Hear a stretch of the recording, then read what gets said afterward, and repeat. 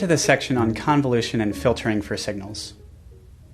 In the last section, we saw examples of different audio effects we can create in MATLAB. This included adding in noise to our signal to create certain sound effects. Typically, we want to do the opposite. Often, we are only provided a noisy signal, and we want to remove the noise and recover the original signal. This is widely applicable to signals in general, not just audio signals. So, how do we remove noise? Let's consider a snippet of a signal. It could be any type of signal over any time frame, but here this is a snippet of an audio signal that has been corrupted by noise displayed over a short 10 millisecond time frame. The simplest and most common way to reduce noise is to smooth the signal. We assume that the noise has mostly high-frequency content. That is, the noise signal changes rapidly, whereas the true signal changes slowly. This is certainly the case for the signals and noises seen in our plots. We see our signals are relatively smooth and slowly changing, whereas our noise involves rapid, erratic changes. High-frequency noise can be smoothed out by averaging our signal over time. This brings us to signal filtering methods. The term filtering generally refers to the process of manipulating the frequency content of a signal. If we reduce the high-frequency portion of the signal while letting the low-frequency portion remain, we are filtering the signal. This type of filter is called a smoothing filter, because by reducing high frequencies, we reduce the rapid changes in the signal, which makes the signal change more slowly over time, which corresponds to a smoother looking shape. It is also called a low-pass filter because it allows the low frequencies to pass through the filter while the high frequencies are filtered out. Filtering can be performed by computing a new value for each sample that is equal to a weighted average of the signal over time.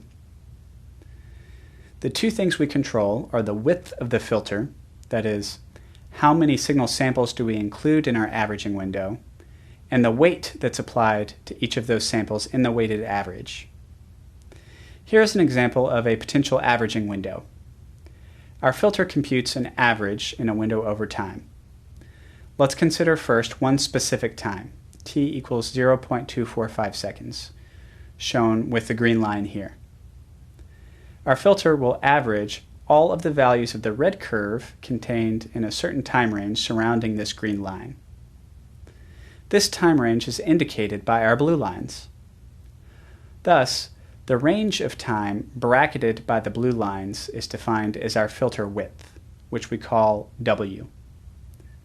W is a parameter we can control. Our filter will compute a weighted average of all of the entries in our noisy red curve within this range to determine what value is assigned to our new filtered signal at the specific time, 0.245 seconds. Next, we control the weights that are used in the weighted average. First, let's consider using equal weights. We can visualize the shape of the filter by plotting the weights the filter uses in the weighted average when the filter is applied at time 0.245 seconds. As we can see in the plot, the filter assigns a weight of 0 to all entries outside the filter width, and an equal weight for all entries that fall within the width of the filter. That brings us to the so-called box filter. When our filter has equal weights, the filter, when plotted, has this box-like appearance. The height of the box is the weight of 1 divided by the filter width W for all entries that fall within the width of the filter. These weights are used as weights in the weighted average. We can see this also in equation form. To perform the weighted average of W entries of a signal Y, we compute a sum of those W entries. Here, our sum is from I equals 0 to W minus 1. Within the sum, we compute our weight for that entry, which here is 1 divided by W in every instance, multiplied by the corresponding entry in our signal Y, which here is Y at I plus R. where R is the index in the signal corresponding to the left edge of the filter. So, we can see we are simply summing all the values in Y within the range of our filter between the blue lines, that is the set of W entries starting at R, while multiplying each one by 1 divided by W. Mathematically, since the 1 divided by W term within the sum is a constant that scales equally every term in the sum, we can move it from inside to outside of the sum, and we can now see we are computing a simple average of Y within the filter window. We sum the W values of Y within the window and divide the total by W, resulting in the mean of Y within this region. So a box filter computes the mean value of the signal within the filter window. This is unique to box filters. We will soon see other types of filters where weights are not uniform, and these filters are weighted means rather than true means. In MATLAB, the box filter can be applied with this code. First, we find the index for the time point at which we are interested, which here is 0.245 seconds. We store this index in J. Then we can determine R, the index to the left edge of the filter window that corresponds to our time t equals 0.245 seconds, by subtracting an integer function of W over 2 from J. We then compute the mean in our signal Y over the W entries in Y from R to R plus 1 minus W. So determining a filtered value for a single time point is easy enough, but we want to filter the whole signal. To do this, we can loop our variable J across the entire array and repeat the same code. The effect of looping J is that we slide our box filter across the signal, which is a process we can easily visualize to appreciate. Let's look at sliding our filter over just this small section of the signal from time 0.24 to 0.2415 seconds. I chose this small section because it is easy to see the small noise undulations arising from white noise, as well as a sharp noise spike from a salt and pepper type noise. So we will see the effect of our box filter in both situations. We start with our box position corresponding to time 0.24 seconds. We average the values in the noisy signal that fall within the box to determine the new value of the smooth signal at that location. As we iterate our index J, our box moves forward in time. And we can plot the smooth signal, which is the new black line being plotted. Continuing to move forward in time, our black line is growing. We can see the black line is following closely with the red signal, but without the small noise undulations, until the box filter includes the region with the large noise spike, where we see the black smooth signal has a clear downward blip over the range where the box filter includes the spike. This is because the spike is so large that it pulls the average down for all entries where it is present in the filtering window. So we can visually see our box filter appears to well handle the small white noise, but not entirely correct the intermittent noise spikes. This mathematical process of filtering a signal Y with a filter F by computing the weighted average in a sliding window is called convolution. When we say we are convolving our signal with a filter, this is precisely the process we are referring to. Filtering signals by convolution is arguably the most common and fundamental of all signal processing tools. In MATLAB, when we want to perform convolution, fortunately, it is much easier than having to code a for loop to slide our filter along the signal ourselves, as I have shown in this example.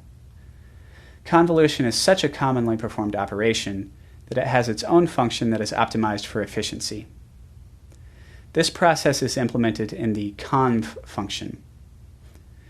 This is much more convenient and efficient than performing convolution in a for loop, like we did in this animated example. Okay, let's go to MATLAB now and look at an example. First, we define the sampling frequency that we want to use for our signals, which will be 44.1 kilohertz, and the time duration for our signals, big T, which will be 5 seconds. Then we can define our time-independent variable, little t, to range from 0 in steps of 1 divided by fs to big T. Next, we can load a guitar audio sample.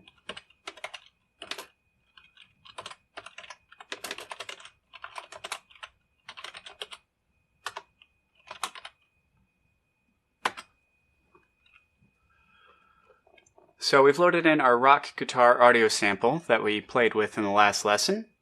It's a 96 kilohertz sampling frequency audio file. So first we need to resample it to match our desired 44.1 kilohertz sampling frequency.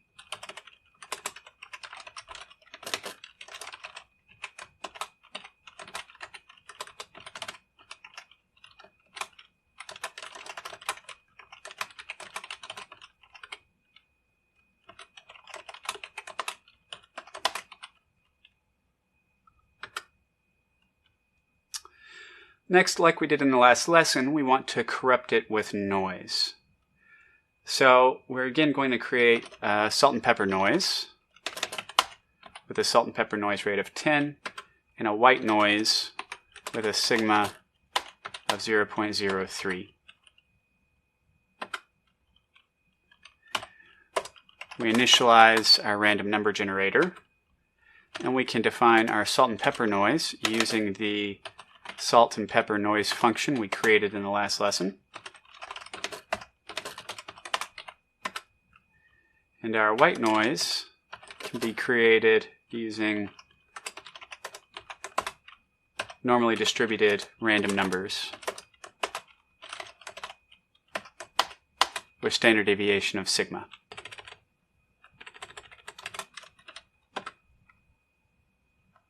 Then we define our noisy signal by adding the white noise and salt and pepper noise to our signal.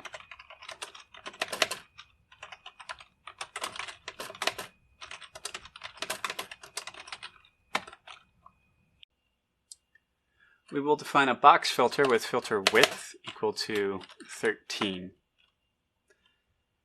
To box filter our noisy signal, we use the conv function to perform a convolution with the box filter. We're going to call conv with 3 arguments. First, the signal that we want to filter, yg noisy, followed by the vector defining our filter weights that fall within the range of the filter width, which in this case is a window width of big W, where all values in the filter take on a value of 1 divided by W. We want the weights in the filter to sum to 1 for the weighted average result to have the same scale as the scale of the original signal. Choosing W to be 13 means that we'll be averaging over a window that is 13 divided by fs seconds, which is approximately 0.3 milliseconds of our guitar signal. For the last argument, we choose same, which clips the left and right sides of the result so that the output has the same size as yg noisy. By default, convolution will widen the signal at the front end by W divided by 2 entries. Convolution widens the signal because the window to average starts with the window only containing the very first entry of the signal in its center to the left of the signal by W over 2 entries, and ends with a window containing only the very last entry of the signal with its center to the right of the last entry by W divided by 2. Thus, the resulting signal after convolution ends up being wider. But by using the same argument, we tell the convolution function that we want the window to start centered on the first entry and end centered on the last entry of the signal, so that the output signal has the same size. Our smoothed results will be stored in the output, which we will call yg box.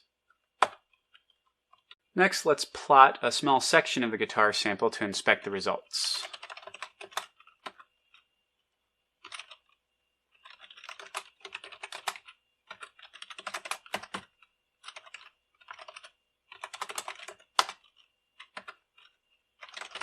First, the original signal. And here we're going to look at a small section of this signal between times 0.24, 0.25 seconds.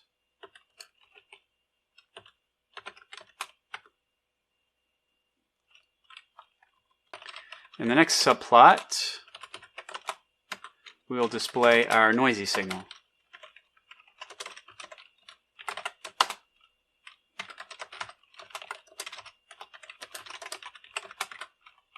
Over the same time range. The small ripples along the length of the red curve are the result of the white noise, whereas the single big spike near the beginning is the result of our salt and pepper noise. And finally, our original signal and box filtered result. In a third subplot,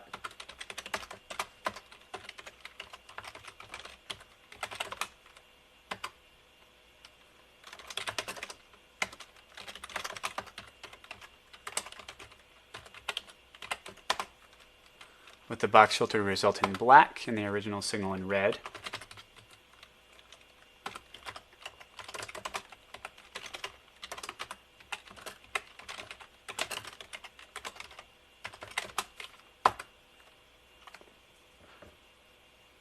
And we can see the same type of smoothing result observed in our slides.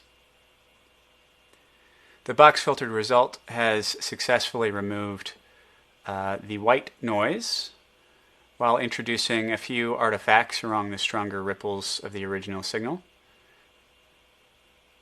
and has mostly smoothed out the salt and pepper noise, but we can still see the effect of the salt and pepper noise that cannot be entirely removed by the box filter. Another common filter type is the Gaussian filter. The difference between the box filter and the Gaussian filter is the weight that's assigned to each sample in the weighted average. In the box filter, our weight was equal across all samples in the filter window. Thus, we compute a simple arithmetic mean of the signal samples in that window. A Gaussian filter places more weight on samples near the middle of the filter window and less weight on those towards the edge of the filter window. The Gaussian filter turns out to be mathematically ideal for a number of noise reduction applications. The sharpness or spread of the Gaussian is controlled by a parameter typically termed sigma, because sigma is used to represent one standard deviation of the normal Gaussian distribution. While a Gaussian function extends in both directions towards infinity and never truly reaches zero, in practice it tapers off to near zero numbers very quickly. And so we can limit the Gaussian to a small window size.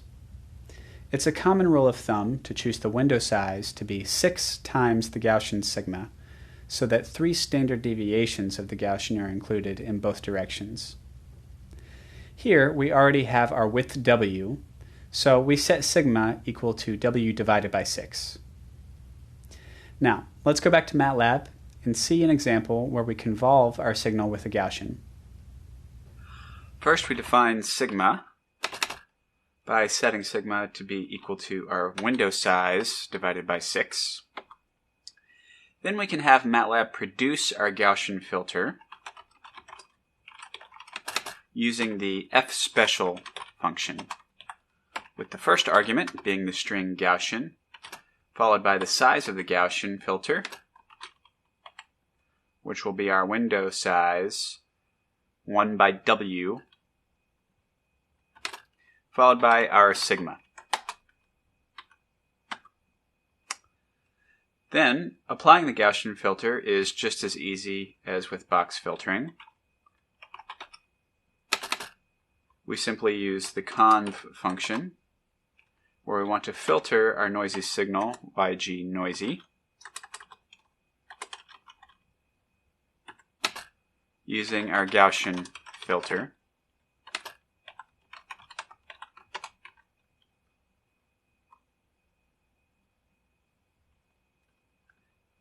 In a fourth subplot, we can plot the results.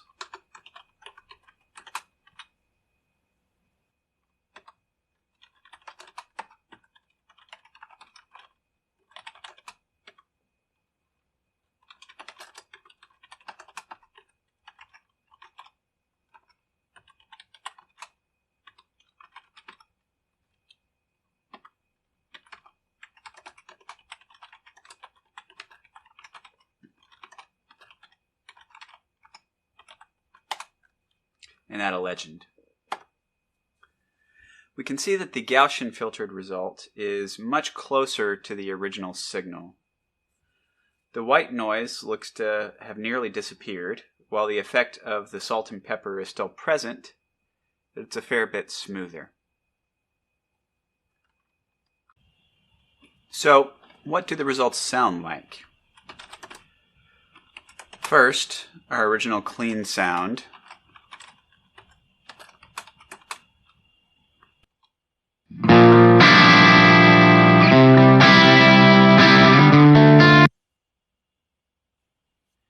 Then the version with our vinyl noise added.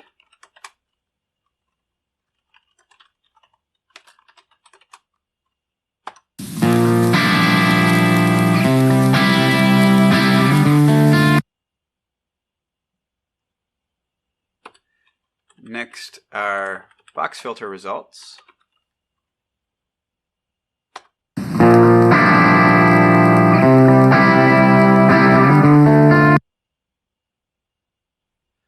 We can hear that the white noise is almost entirely eliminated, and there is a little effect of the crackling noise. But you may also notice that the guitar signal sounds different. This is because the power in the high frequency content has also been reduced quite a bit. How about the Gaussian filter?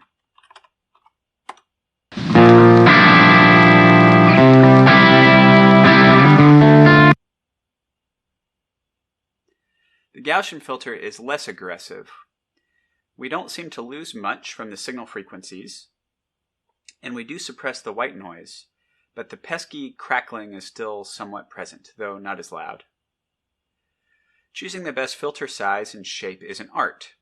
The bigger and wider the filter, the greater the degree of smoothing, so the more noise is reduced, but also the greater the degradation of the original signal. Filtering out noise is almost always a delicate balancing act, where we must choose the right type and size of filter to balance the trade-off between suppressing noise and preserving the fidelity of the signal. Other types of frequency filters are also possible with convolution. For example, we can also create a so-called high-pass filter that we can use to sharpen the signal. First, we detect the high-frequency content with a high-frequency filter that we can then use to reinforce that content in the signal. There are a number of built-in classical impulse response-based filtering methods in MATLAB. Different filter flavors each have different mathematical properties which are optimal in different situations. Consult the MATLAB help files and further reading provided at the end of this chapter for more information about different types of filters. One class of classical filters is called finite impulse response filters, or FIR filters for short. Finite impulse response filters produce a response to a finite signal that diminishes to zero over time, as opposed to infinite impulse response filters, which can theoretically go on forever. FIR filters can be created in MATLAB easily using the FIR1 function to perform frequency filtering. Let's try it out for high-pass filtering. The first argument is the window size of the filter, which we will set to W. The next two arguments determine the frequency properties of the filter. If we want a high-pass filter, the third argument will be the string high, and the second argument will be the cutoff frequency for the high-pass filter. This is the frequency such that we keep the signal information greater than this frequency, but attempt to throw away frequencies that are lower than this value. Because the function is unaware of what our sampling frequency is, this needs to be a so-called normalized frequency. We need to convert our time-based frequency to a sample-based frequency. This is as simple as dividing our desired sound cutoff frequency of 5,000 hertz, or 5,000 cycles per second, by half of our sampling frequency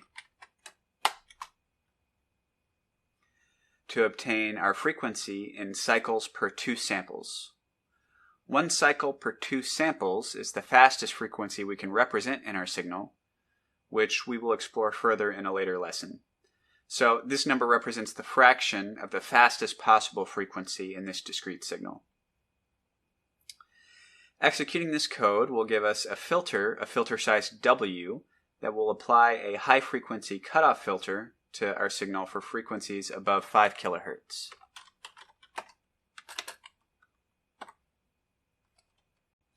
And MATLAB has given us a warning that W, our filter window size that we provide as input to the FIR function, is odd.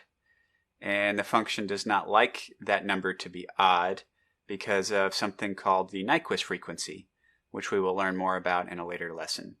So the warning just lets us know that MATLAB has increased the size of the filter, which doesn't bother us. So we can continue and apply the filter to our signal.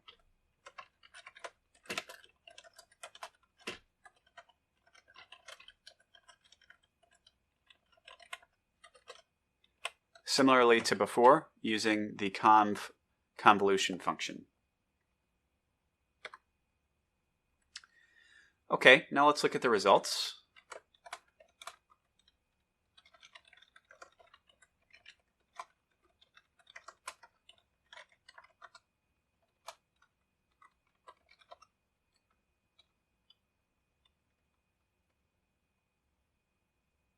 First, our original signal. Next, we want to display in a second subplot the sharpened signal.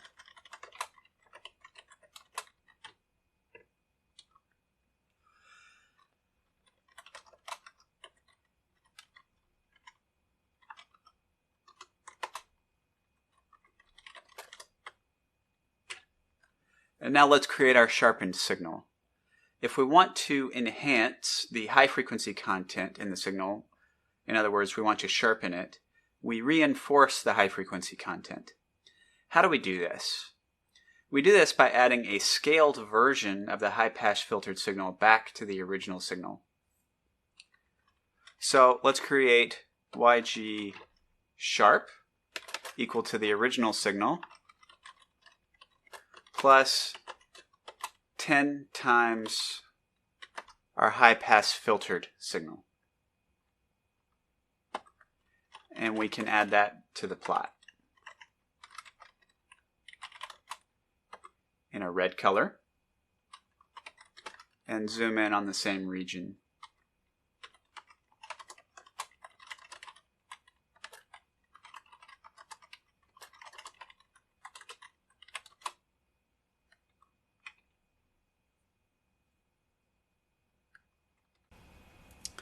We can see that wherever we had a peak in the original signal, that peak is now stronger, or it has been enhanced. And we also see new ripples in places where we didn't appreciate any ripples in the original signal. So this is what happens when we sharpen the signal. We can also listen to the result. First, the original signal.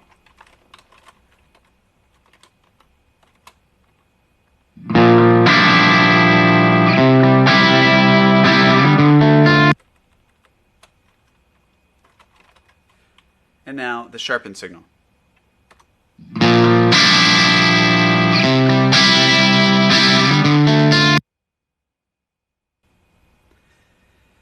In that sound, you should hear how the high pitches are more dominant than in the original signal. Here we sharpened a clean signal, but what would happen if we were to attempt to sharpen a noisy signal? Well, we would not only emphasize the high frequency content of the signal, we would also emphasize the noise, as noise has high frequency and sharpening boosts the high frequencies. Other convolution filters can be designed for several things. Frequency filters can be designed to suppress or enhance specific frequency bands. We've seen several examples of this. Another cool thing we can do is design filters that imitate the acoustic reverberation effects of different rooms or environments. Much more generally, we can model a broad class of systems as convolution filters. How a system affects a signal is determined by convolution for systems that have properties called linearity and time invariance. We won't go into those details here, but a broad range of systems satisfy these properties, such as many electrical circuits. Acoustic environments can also be assumed to be linear and time invariant for some basic processing tasks. For such systems, the response of any signal when passed through the system can be determined by convolving the signal with the so-called impulse response of the system. The impulse response is simply the response of the system to a single sharp impulse. A room is an acoustic system. A sound source like my voice creates a sound wave that travels through the room that I am in, reverberating off all the surfaces and bouncing back to create a composite signal that I hear, which contains not only the source, but also echoes from the reverberations off of different surfaces in the room. Treating a room like a system, we can estimate the impulse response of a room by recording on a microphone the sound that occurs in the room after popping a balloon or firing a starter pistol. An example of such is in MATLAB for the impulse response in a church sampled at 44.1 kilohertz.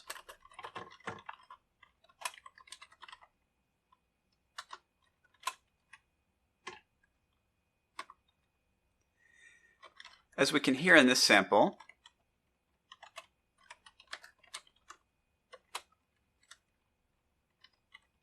the sound starts with a bang, and then we hear echoes of that initial impulse as they reverberate through the room and back to the microphone. This is the room's impulse response. Let's also load a rock drums sample.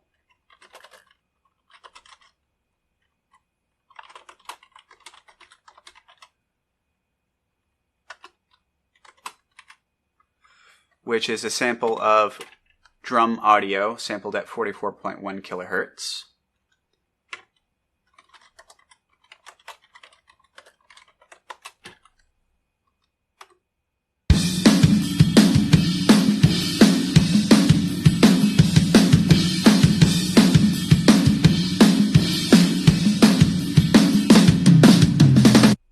As we can hear, we have a clean drum solo sample.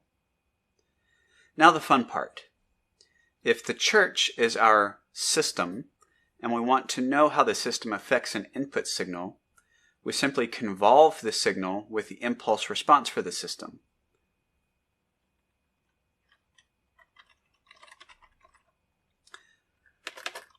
And for a stereo audio signal, like we have with the drum sample, we can do this independently for both the left and the right channels.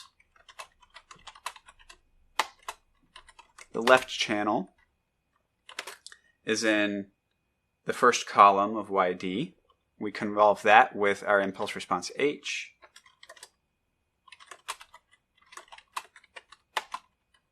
And the right channel is in column 2.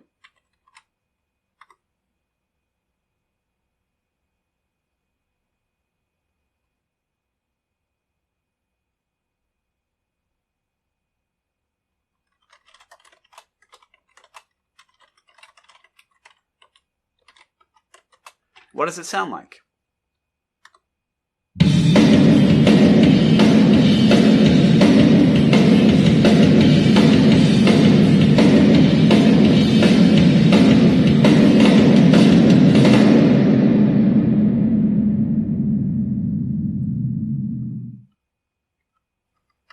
Wow! We get a significant reverb effect on our sound that really sounds like the drums are being played in a room with a lot of acoustic echo. This doesn't apply only to drums. We could take a sound signal for any sound, and by convolving it with the impulse response for the church, we estimate how that signal would sound if played in the church. The same is true for signals in general when passed through linear time invariant systems. If we know the impulse response of the system, we can use convolution to determine the output of the system to any input signal.